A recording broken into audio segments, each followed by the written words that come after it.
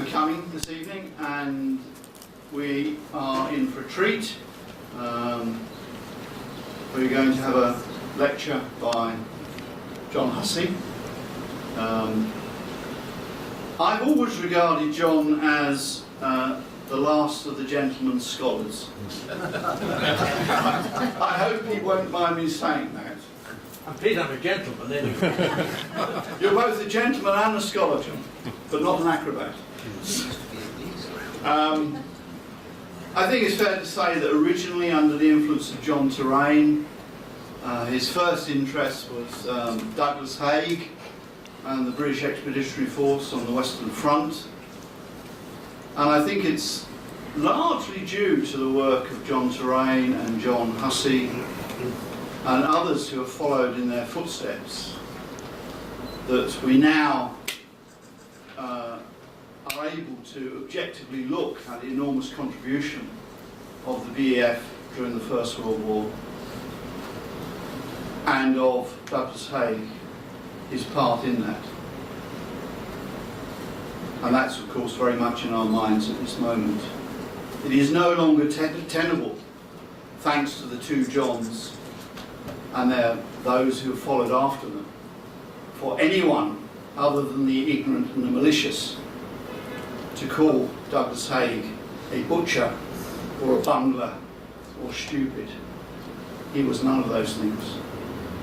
For some months, some years in fact, John has been working on the Waterloo campaign. He's been researching, he's been writing,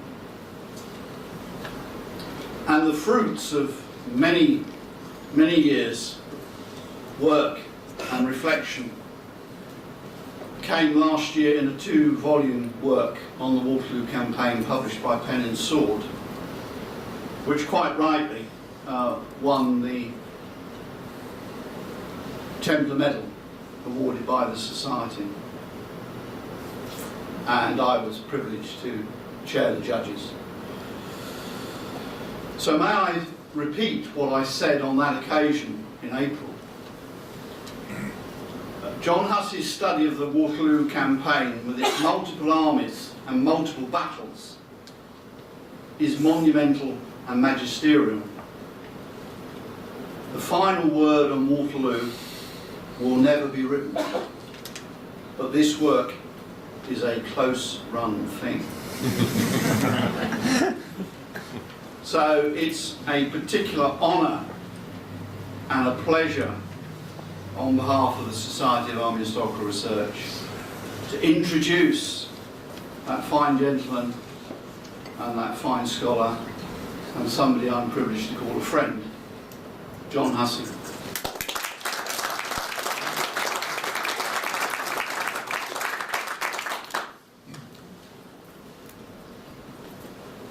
Field Marshal, Generals, members of the Society, ladies and gentlemen, it is a great honour to be here tonight, the night after a most superb day of remembrance, which I think all of us were so much impressed by, the centenary of the armistice and the tribute that was made to what Sir Douglas himself said was the valour of the British soldier and the character of the British nation.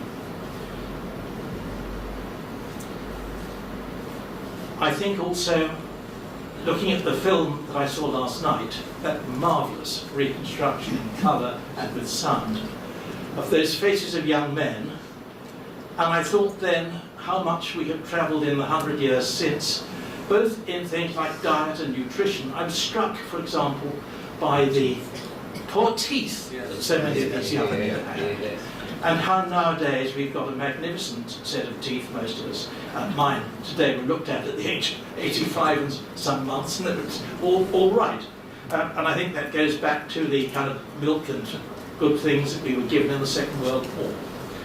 And I think of old Bill and his moustache and his muffler, and how funny it would be to see such an old Bill among the modern British soldiers. And so I come now to thank you for the medal, and the prize that you have most generously bestowed on me, this magnificent silver medal, which I treasure and will always treasure for the rest of my days. And to thank you also for the invitation for dinner. The rags cooked, I know, are excellent, and for a bachelor, or a widower, I have to say, not to eat his own tin food, whether it's McConaughey's or anything else, is a great delight. We produced this enormous book. I must warn you, however, of the shock that authors are capable of giving to the people who invite them to parties. I haven't forgotten that the admirable Alan Bennett, in that delightful book called The Uncommon Reader, spoke exactly of a party that the Queen, bless her, gave to a collection of distinguished authors whom she had read and admired. The authors were not at all mollified by the fact of being invited to the palace, nor did they seem to think that one had done them a kindness by reading their writings. Rather, they had done one the kindness by writing them. I'm not sure that I've done you a kindness in producing two enormous tomes, but they're out and bear them we must, and the damage is done. And I'm here because, after all, we're dealing with people whom you all know. A strange 19th century Corsican emperor, a splendid Prussian field marshal, and his rather less splendid chief of staff, and of course, two, indeed three, British field marshals, separated, of course, by more than a lifespan. This leads me into something of a digression, which is yet, I don't think, really a digression. Of the many field marshals who distinguish the British Army, all were fine soldiers and some were war winners. Among these last, Gerald Templar stands with them and yet slightly apart.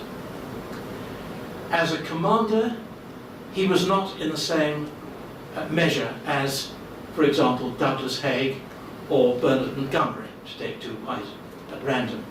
For his great campaign was of a different nature from theirs. If we think of chiefs of the Imperial General Staff, he again is not in the line of the immortal Wally Robertson or Alan Brooke, who are the two greatest chiefs of the Imperial General Staff that I believe we've ever had. For they were fighting wars for existence. He was fighting a different kind of war, a war of imperial retreat, of diminution, of scrapping, reductions, and all those small problems which are so heartbreaking and yet never get the headlines. Yet, if you were of my age and a young man in the early 1950s, the immensity of the impression of Gerald Templar cannot be overstated. There he was, the scourge of the communists in Malaya, the man who turned it round, the man who drove his forces of all races to a total and complete victory, a man who saved the peoples of Malaya from the persecutions and punishments that they were being meted out by the communist terrorists, and it has to be said also, the scourge of the Malayan civil service. You may remember that baleful, clipped-voiced, thin, disagreeable-looking figure walking in to a civil servant's office in Malaya. "What is your job?" "Sir, I'm the Civil Defence Coordinator against nuclear attack for the state of Johor." "Ah, I see. What is your considered opinion of the likelihood of a nuclear attack in the next 10 years on Johor?" "None at all, sir." "I agree. Job abolished." And not only that, but there is that immortal story of that irascible and indeed bloody mouthed man on occasion being confronted by his co-equal, Mountbatten, First Sea Lord, when he was Chief of the Imperial General Staff. And there's another round of service cuts about to take place. I quite take your view, Gerald, that we have to be very careful about these things, but I was at the palace last night talking to my niece, Betty, and she quite agreed with me that the Navy had to be spared. Dicky, you're so crooked that if you swallowed a nail, you'd shit a corkscrew. The army needed a man like that, and thank God it got it. Now we return to an earlier field marshal. I should add one small thing. I don't normally run across field marshals. I ran across Monty once in 1944 as a schoolboy, and I saw the man whom I considered to be the second greatest man in the world at that time, after Winston. The only time I saw him, in his little bomber jacket and his black beret, and my God, you know, he was the greatest. I also, when my wife and I came back from a rather difficult tour in Nigeria in that grilling summer of 1976, we couldn't get back into our own home immediately, so we took a flat near the Royal Hospital. And it turned out that the man on the ground floor was the Field Marshal, Templar. And I came up one morning and the heat came off the bricks, just as it did in Nigeria, and it was terribly hot. And there was this thin man in a beautiful three-piece suit, sitting on the steps, fanning himself, smoking a cigarette, coughing and spluttering and cursing under his breath, and of course it was General Templar. And I just politely nodded my head and skipped away as fast as I could. And it's only now that I think back on that man who lived on for a few more years and died full of years and honour, and I now feel that I can honestly say, I salute you, sir. Right, now we return to what I suppose you've come to listen about this evening.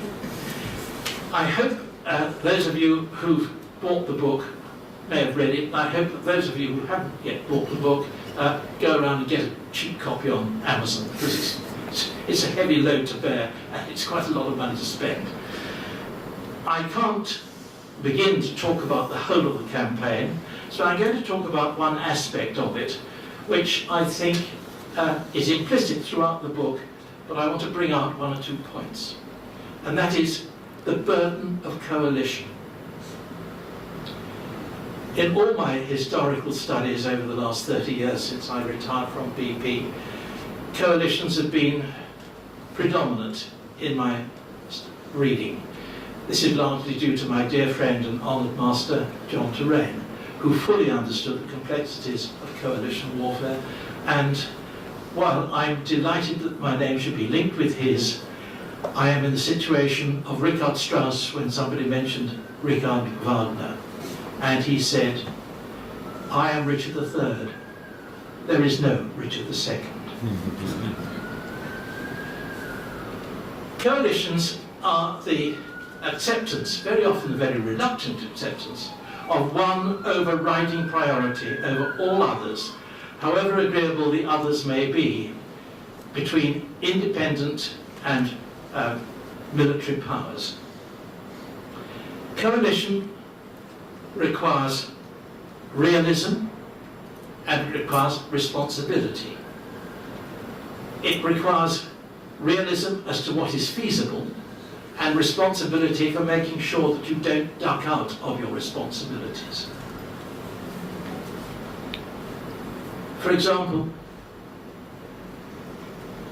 the opening of a second front in the year 1943 was bitterly opposed by the British Chiefs of Staff and quite strongly pressed for by the American Chief of Staff and, of course, by the leaders of the Soviet Union. Second front in 1943.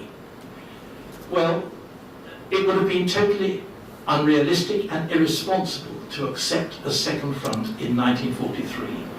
that Russians just had to go on taking it on the chin all that year through for the sake of the coalition. The troops who would have gone ashore in 1943 on the Western Front, and remember Dieppe had taken place with its disastrous experience only the year before, would mainly been British and some Americans. They would have been ill supplied with the kind of equipment that they needed, pipeline under the ocean, the air cover that was then available, the total air cover that was then available over the Western Front didn't occur until 1944, so that a landing on the Normandy coast, or wherever it might be, part of Calais or Brittany, would probably have been repulsed most bloodily. And the British Army would probably never have been able to recover enough men after that point. The Americans would certainly have taken a long time to then re-establish themselves for a second attempt from the base in Britain. The Germans, however, would have swung a large number of forces to the West Wall, and that would have encouraged the Russians.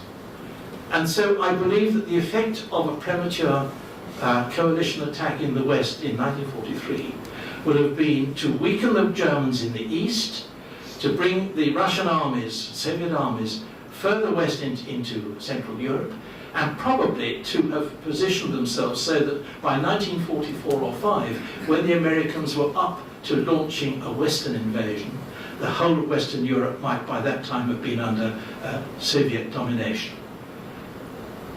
So that's why I think that one talks of responsibility and realism.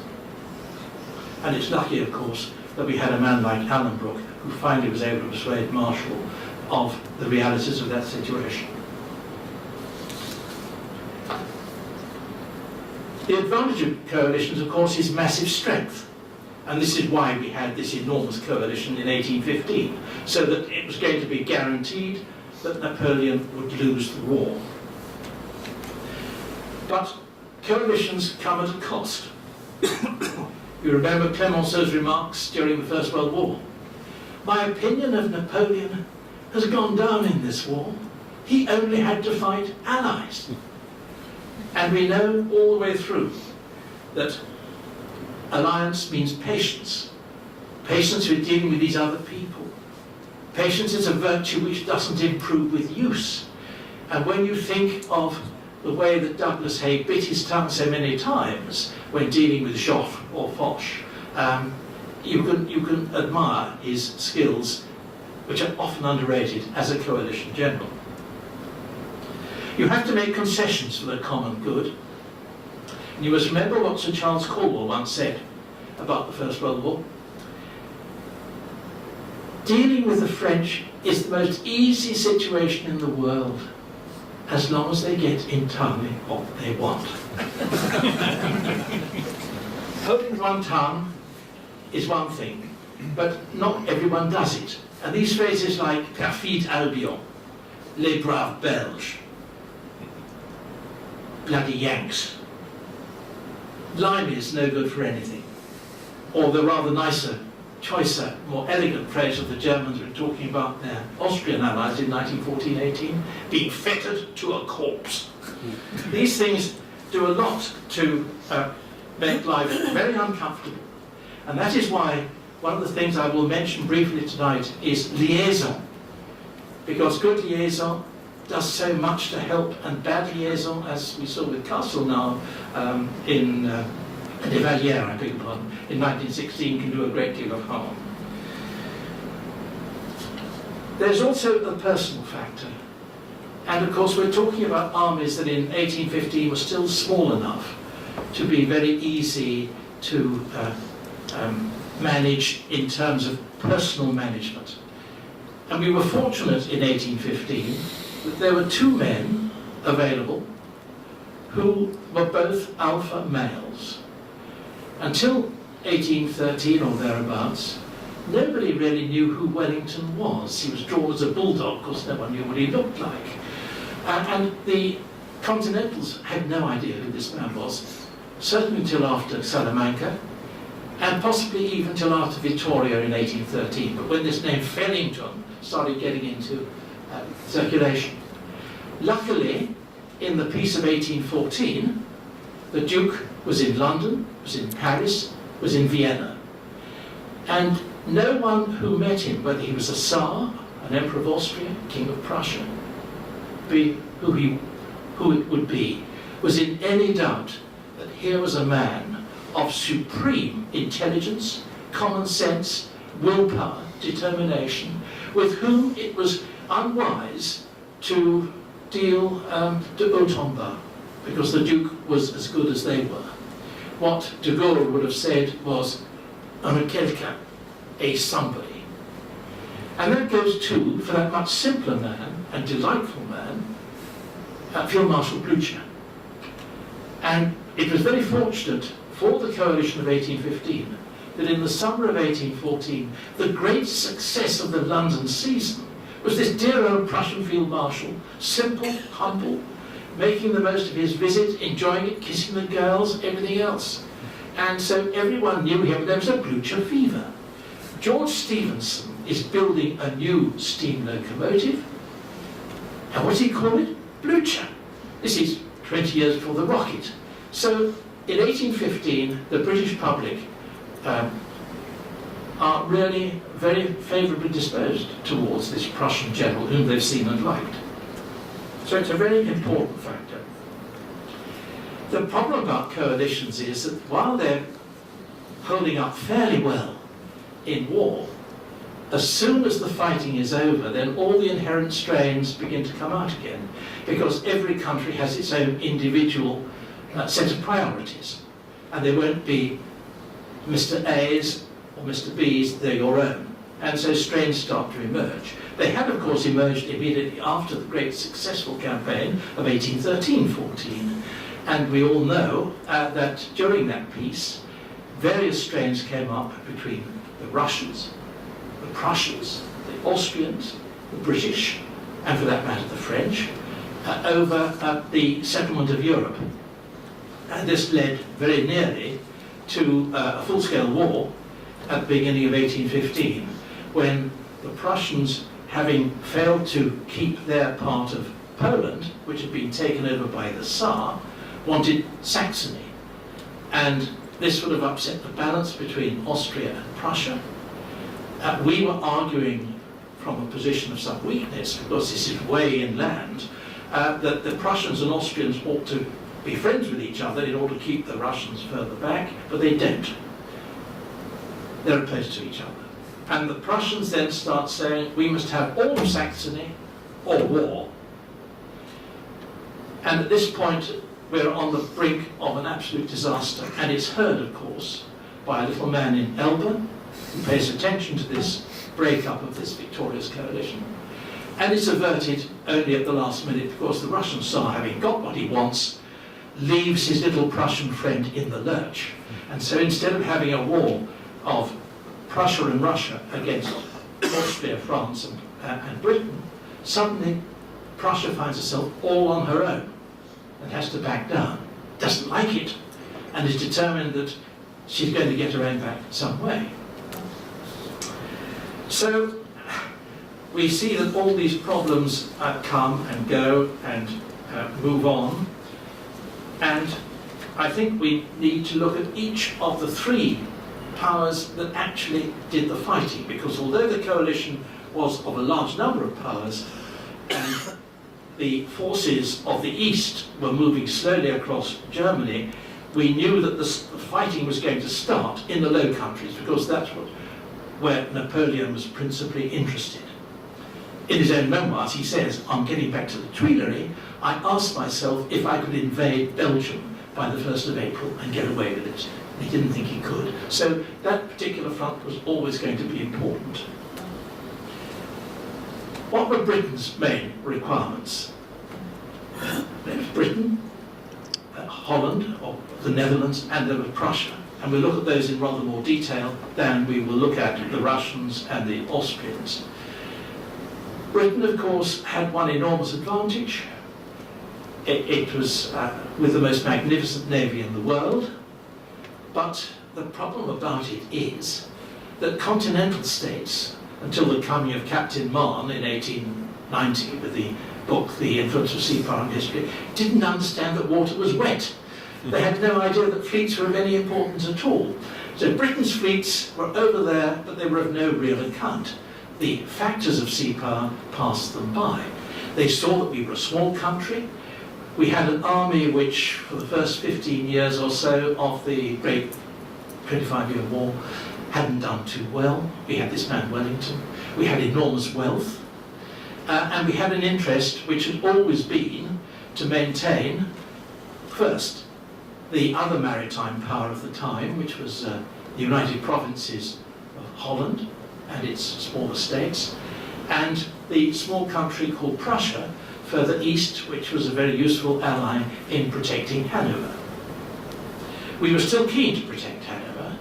We were still keen to maintain a strong force in Northern Europe as a barrier against France. And so we encouraged the build-up of this strange little country, which was going to be the United Netherlands, of the Protestant Dutch, the Catholic Belgians, all pushed into one thing together as a bigger bloc to hold back any French expansionism.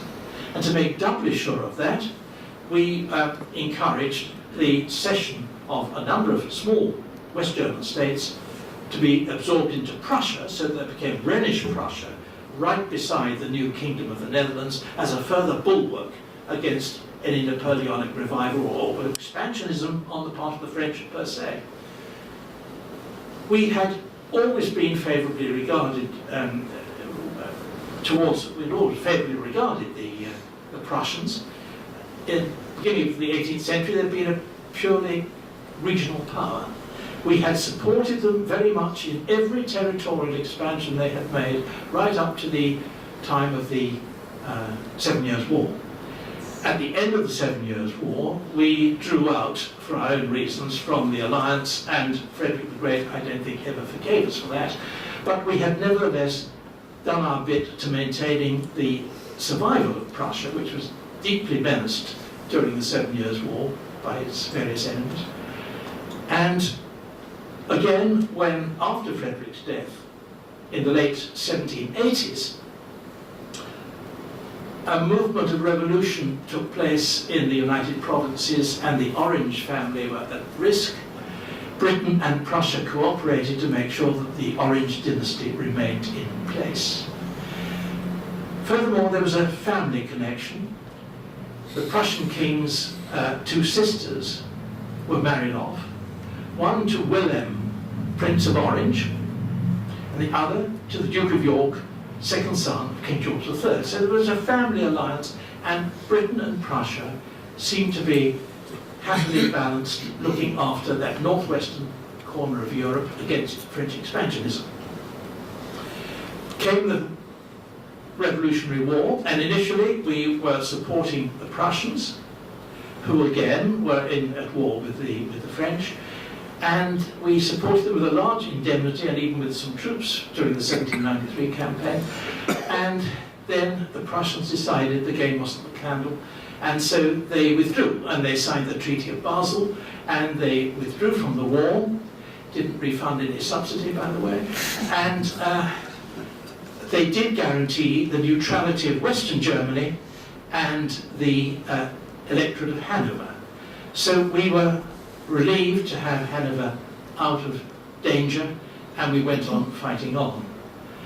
However, come the renewal of war in 1803, Napoleon decides that he's going to hit the King of England in his electorate of Hanover, and so he marches in and overruns it. The Prussians, despite their guarantee of neutrality, which was part of the Treaty of Basel of 1795, do nothing about it, and indeed actually are offered it as a little piece of bait by the French, who hand it back temporarily and say, Hanover is now yours, Prussia. You can occupy it, and then later on you can annex it. But then the Prussians get a bit uppity, and so they go to war with the French. Jena, they lose everything. And that's the situation that remains until 1813, when we once again start supplying them in the War of Liberation with subsidies. So I think one can say, come the end of the Napoleonic Wars, we had been fairly honourable towards the Prussians. We had not been awfully well treated over Hanover. We got it back with some difficulty at the end of the war, Hanover, and there is no reason to think that there was a particular reason for enmity between Britain and Prussia. So that the argument that somehow or other there was a great rivalry, I think, was a misunderstanding of history.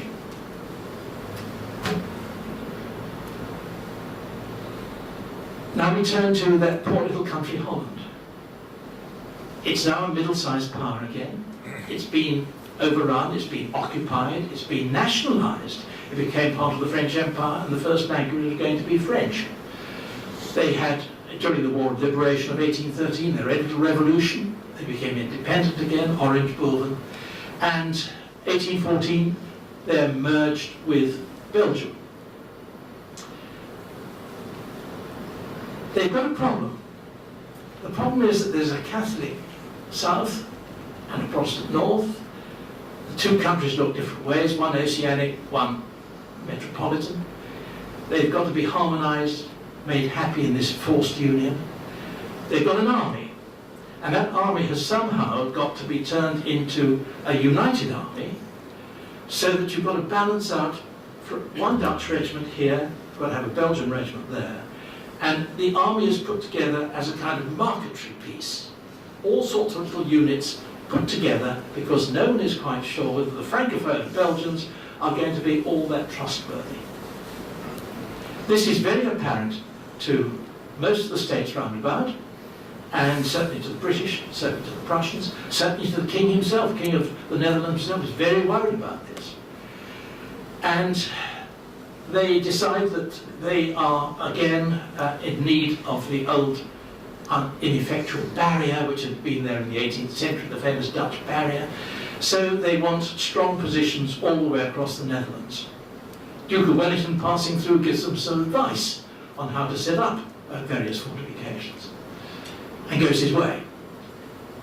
The commander-in-chief in the Netherlands is in effect the 22-year-old Prince of Orange. Not a very bright young man, but his main attraction is that he's possibly going to marry the Princess of Wales, Charlotte, the only daughter of the Prince Regent. He makes a bit of a mess of that, and she gets fed up with him, and she's a very intelligent, strong-minded young woman, and he's a bit of a puppy. And so she said, I'm not having this drunken young man wandering around, so that breaks down. He's been made, of course, in prospect of the marriage, a full general. Full general. And he's superior to Lord Hill, Henry Clinton, you name it. All the generals, apart from the Duke of Wellington, are junior to him. And he's headstrong. And they're all saying Clinton, this most experienced divisional commander, has been made his kind of strict advisor. He's got John Colborne, magnificent John Colborne as the military secretary. And they're all saying we can do nothing with this man. We keep on trying to stop him, quieten him down. So there's a big problem here. The Prussians over in Aix-la-Chapelle, which is now Aachen, which is now their headquarters, are looking across and saying, is this young man particularly capable? And they think he's not. And then all of a sudden, back comes Napoleon. And this young man says, I'm going to have good sport. I'm going to go and attack Napoleon. And everyone is holding on to his coattails. And saying, for God's sake, don't do that, don't do that. Where's the Duke? He's the only man who can control him. The King William can't control him. King William keeps on saying to the Duke, can you give the boy advice on this? He'll listen to you, he won't listen to me. And so there's this situation where there may be a great disaster impending in the southern Low Countries because of this young man who's got a force of 2nd Battalion British soldiers, King's German Legion, thank goodness, who are there, Hanoverian levies, a very dubious Belgo Dutch army, and not very much more. So the war comes or the Napoleon returns, and there's a war pending. And so the Prussians are very concerned. They talk very closely to the British staff with the Prince of Orange, and what they hear as to the young man's intentions they don't like. They are not going to put themselves into danger by coming forward to the Belgian battle theatre. Luckily the Duke comes, 4th of April, takes over, begins to knock things into shape, forms a plan. And then he talks to the Prussians and says to them, come into this country, we can organise a joint defence, we can then go over to the offensive, and from there we can, as a joint united force, we can be certain of strategic victory. This means that everyone's going to sit down in Belgium. And one of the most extraordinary things about this campaign is that the Prussians move into Belgium, the British move into Belgium. The King of Holland is very frightened that they may be taking over his country permanently, so it's a bit like Haile Selassie when the British liberated his country, a bit dodgy as to how much he's going to give them. However, the Prussians then sit down inside this friendly allied country, and by now there are 250,000 men in the country of various nationalities, and they start requisitioning. They take the food that they want, they won't pay for it, they levy fines on local towns. As a result of that, food and supplies start drying up. They threaten violence, and it's the British who have to step in and supply them to some extent, try and persuade the King of the Netherlands to supply food, and try and get the Prussians to pay for it, which is very difficult. And all this is taking place while Napoleon is doing something behind the frontier. And then he begins to move. And at the beginning of May, the Duke has a very clear impression that Napoleon is about to cross the frontier. The 3rd of May, he has a meeting with the Prussians at Tirlemont, and they say, yes, we will come and support you if Napoleon attacks. Unfortunately, unknown to anyone else, the Prussians had decided that the Saxon contingent that was shoved into their army after they had got half of Saxony last year was being integrated so stupidly and so heavily and unwisely that the Saxons rise in mutiny. When a mutiny takes place, when a commander-in-chief has to leave his own headquarters and jump out of a window and get moving, something is seriously wrong.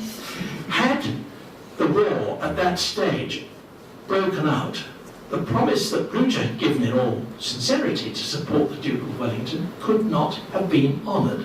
Half the Prussian army was busy rounding up all these Saxons and trying to keep them under control. So, again, coalition is a matter of compromise, and the Prussians weren't very good at compromising. I mentioned liaison.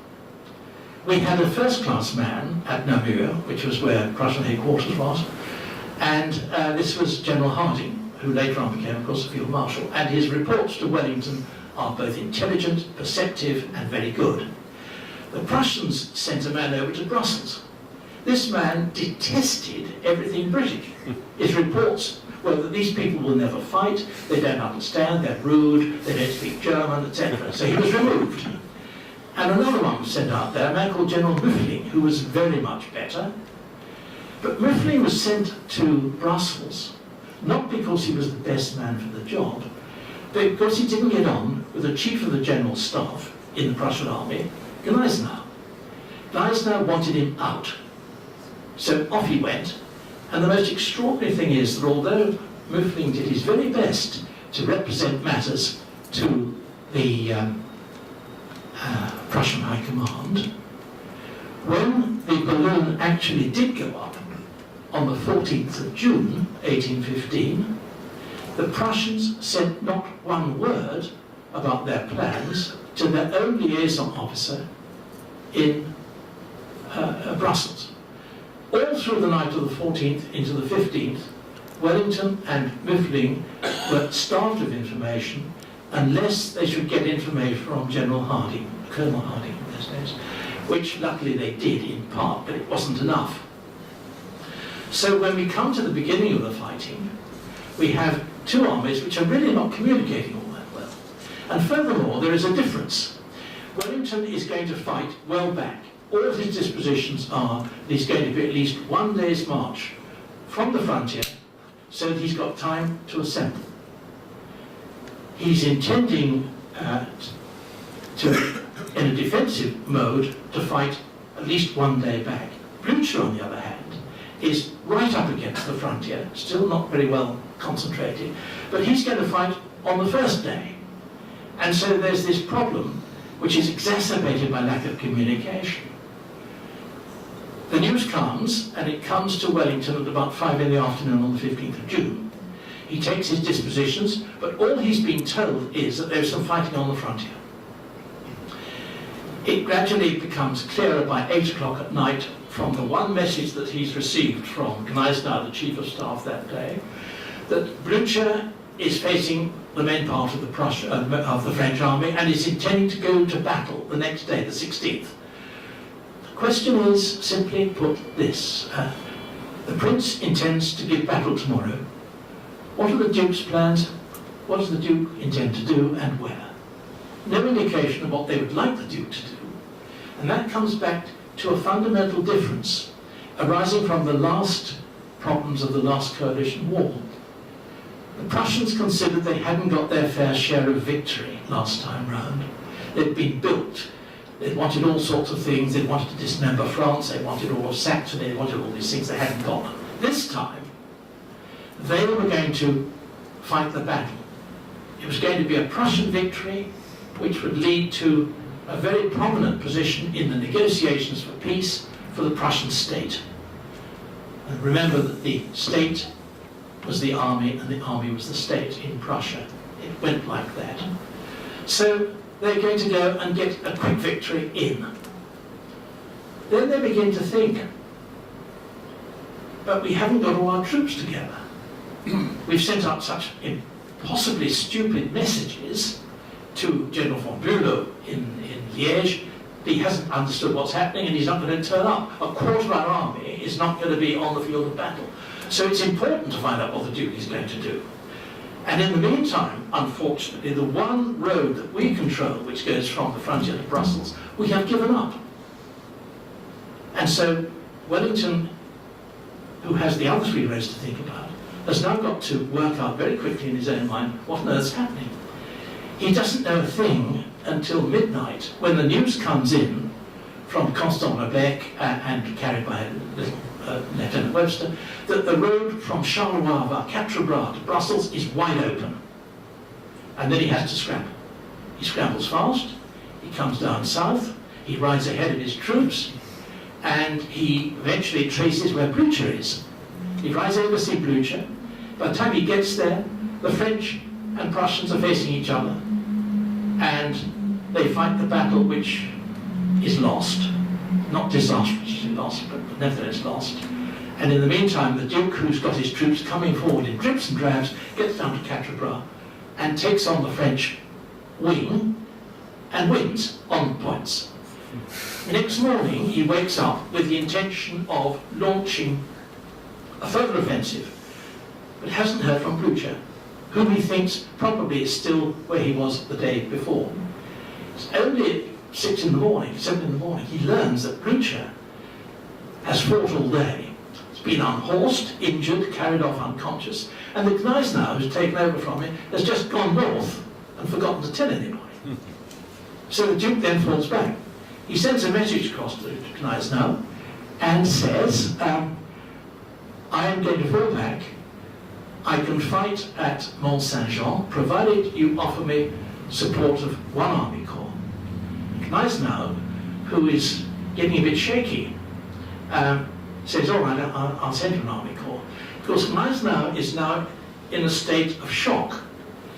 Gneisenau had started the campaign with a view that the British army was utterly useless. 10 days before the Battle of Waterloo, his remark was, they're utterly useless if we don't hold them up.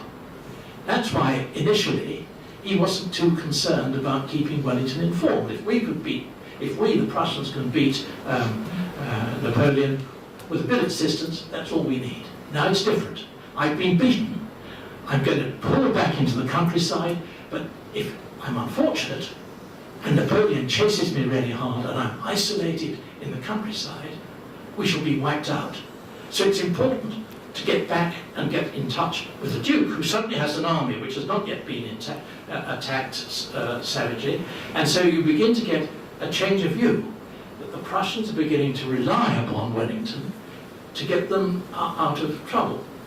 They fall back, and at midnight on the 17th, Blücher gets up and takes control again, and sends a message at midnight to Wellington saying, my army is going to do this in the morning.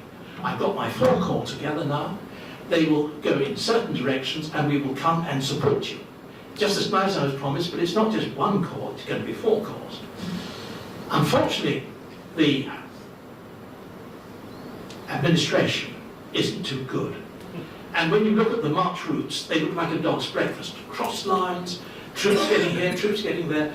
So that the result is that the troops are supposed to start marching at 4 in the morning to cover 10 miles of cross-country routes, get in a terrific mess.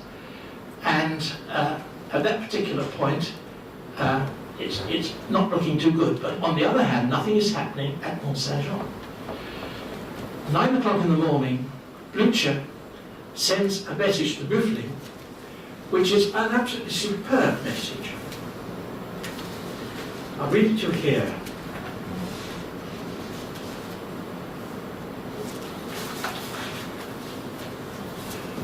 Your Excellency, this is to Muffling, is requested to say my name to the Duke of Wellington, that, ill as I am, and he's 71, I shall nevertheless put myself at the head of my troops to attack the right wing of the French army as soon as Napoleon moves. If this day should pass without Napoleon attacking, I consider we should jointly attack the French army tomorrow. I consider this to be the best proposal, and this is also telling His Excellency, the Duke of Wellington, of my firm intention to be with him. This message is absolutely magnificent. It's typical Blücher. But Gneisenau didn't like it. So he put a postscript on it, saying, that's all very well, but I think you should wait until you know that the Duke of Wellington is attacked before signalling to us, and we will then march. As it actually took the Prussian army 8 hours to do the march, and they were really only getting moving at about 8 or 9 in the morning instead of 4 in the morning as had been hoped, a delay until noon when the guns started firing would have been totally disastrous.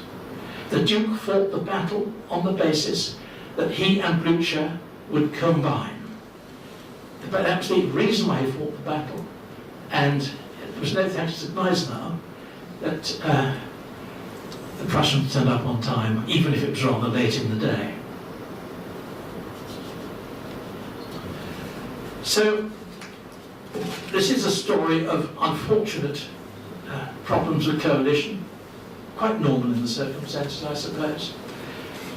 And then off we go after the victory and we march on Paris. And that is where the coalition really starts showing itself in a bit of a mess, because the Prussians smash every house, every window, every piece of furniture, cut down every tree on the road to Paris.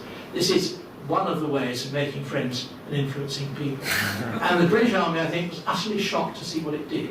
And as a result of that, the blind Prussian wish to smash France judged against the Duke's much saner view that a contained France, but an important France, was the best hope for Western Europe, go apart. And finally, there is a disillusionment between the French, between the Prussian High Command and the British High Command at the end of the campaign.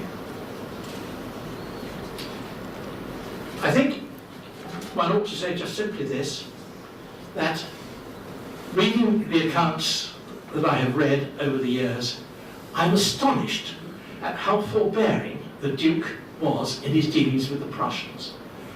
He repeatedly held his tongue, tried to work for the common good. When they asked for supplies, he gave them to them. When they needed arms, he sent them 30,000 stand of arms. When they needed a siege train because they hadn't got a siege train, he lent them part of his own. When he was let down on the 15th of June and the road was open to Brussels, he never once said a word of complaint, then or after. I think he was a good coalition ally. And so was Blücher. And I'd simply say this about Blücher, that he's a man of very limited intellect, but he's a fighter. He never turns his back on the enemy. He believes in victory. He is such a leader that his troops, however young, will follow him. And he's got endearing common sense. Right at the end, Paris, July 1815, as the capitulations are going through and the Allies have won the war, he's in the Palace of Saint-Cloud, and the Austrian Metternich comes across to meet him, and Metternich says, this beautiful Palace of Saint-Cloud, which I remember so well, all these gilded girls and gorgeous men and so forth. Now what is it? It's a barrack room with a man puffing a pipe, stamping around the place. But as we were crossing the great court, the old marshal said to me, that man must have been a regular fool to have all this and go running after Moscow. And that to me reminds me, and we come back now the full circle to our ceremonies of yesterday, of that immortal picture of the Kaiser's throne in 1918 with a crown on one spike and everything ripped and knocked about, and an old man sitting in the throne with a muffler and a pipe upside down and a moustache and his Lee Enfield, old Bill, saying "Struth." And to me, the simplicity of the British soldier comes through immortally in that, just as I'm afraid to say that the history of the Prussian army too comes through in the story of Waterloo. Thank you.